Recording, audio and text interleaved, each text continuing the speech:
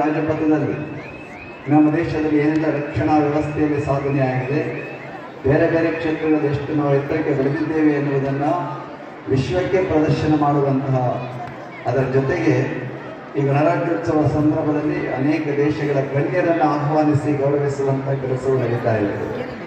ಅಷ್ಟೇ ಅಲ್ಲ, ನಮ್ಮ ದೇಶದ ಎಲ್ಲ ರಾಜ್ಯಗಳ ಶ್ರೀಮಂತ ಸಂಸ್ಕೃತಿಯನ್ನು ಪ್ರದರ್ಶನ ಮಾಡುವಂತಹ ಒಂದು ಅವಕಾಶವೂ ಕೂಡ ಈ ಸಂದರ್ಭದಲ್ಲಿ ಲಭ್ಯ ಆಗುವಂಥದ್ದು.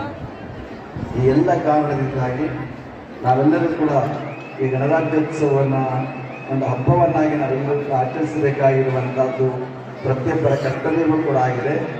ನಾವೆಲ್ಲ ನಮ್ಮ ಜವಾಬ್ದಾರಿಗಳನ್ನು ಅರಿತು ನಮ್ಮ ಆತ್ಮಾವಲೋಕನವನ್ನು ನಾವೇ ಮಾಡಿಕೊಳ್ಳುವುದರ ಮುಖಾಂತರವಾಗಿ ನಮ್ಮ ದೇಶಕ್ಕಾಗಿ ನಾವೇನು ಕೊಡಬಹುದು, ಒಬ್ಬ ವಿದ್ಯಾರ್ಥಿ ಇರಲಿ, ಒಬ್ಬ ರೈತ ಇರಲಿ, ಸೈನಿಕ ಇರಲಿ, ಯಾವುದೇ ಸ್ಥಾನದಲ್ಲಿರಲಿ ಪ್ರತಿಯೊಬ್ಬರು ಕೂಡ ಸಮಾನವಾದ ಭಾವನೆಗಳನ್ನು ಇಟ್ಟುಕೊಂಡು ಈ ದೇಶದ ಗೌರವವನ್ನು ಹೆಚ್ಚಿಸುವಂಥ ಮನೋಭಾವ ಪ್ರತಿಯೊಬ್ಬರಲ್ಲೂ ಕೂಡ ಮೂಡಬೇಕಾಗಿರುವಂಥದ್ದು.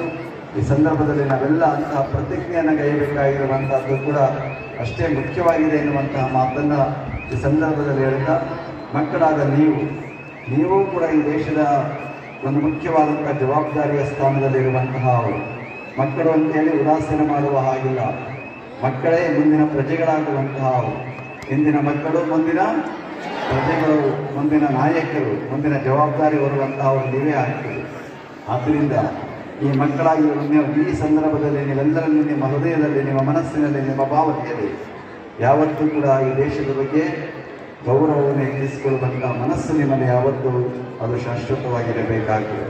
ನಾನು ಭಾರತೀಯ, ನನ್ನ ದೇಶ ಭಾರತ, ನಾನು ಭಾರತ ಮಾತೆಯ ಪುತ್ರ ಅನ್ನುವಂಥ ಭಾವನೆ ನಿಮ್ಮೆಲ್ಲರಲ್ಲಿ ಸದಾ ಯಾವತ್ತೂ ಜಾಗೃತವಾಗಿರಬೇಕಾಗಿರುವಂಥದ್ದು. ಅದೇ ಸಂದರ್ಭದಲ್ಲಿ ನೀವು ನಿಮ್ಮ ಸ್ಥಾನದಲ್ಲಿ ನಿಮ್ಮ ಕರ್ತವ್ಯಗಳನ್ನು ಜವಾಬ್ದಾರಿಯುತವಾಗಿ ನಡೆಸಿ ಉತ್ತಮ ಸಾಧನೆಯನ್ನು ಮಾಡುವಂಥ ಒಂದು ಸಂಕಲ್ಪವನ್ನು ಕೂಡ ನೀವೆಲ್ಲ ಕೊಡಬೇಕಾಗಿರುವಂಥದ್ದು ಅನ್ನುವ ಮಾತನ್ನು ಈ ಸಂದರ್ಭದಲ್ಲಿ ಹೇಳ್ತಾ, ನಾವೆಲ್ಲ ಭಾರತೀಯರಾಗಿರೋಣ.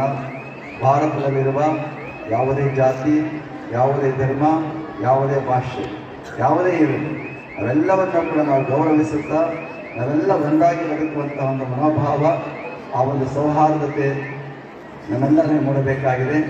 ಸ್ವಾತಂತ್ರ್ಯ, ಸಮಾನತೆ, ಭ್ರಾತೃತ್ವ ಭಾವನೆ, ನ್ಯಾಯ ಇವೆಲ್ಲವೂ ಕೂಡ ನಮಗೆ ಸಂವಿಧಾನ ಒದಗಿಸಿಕೊಟ್ಟಿದೆ. ಅದರ ಆಶಯದಂತೆ ನಾವೆಲ್ಲರೂ ಕೂಡ ಬದುಕೋಣ.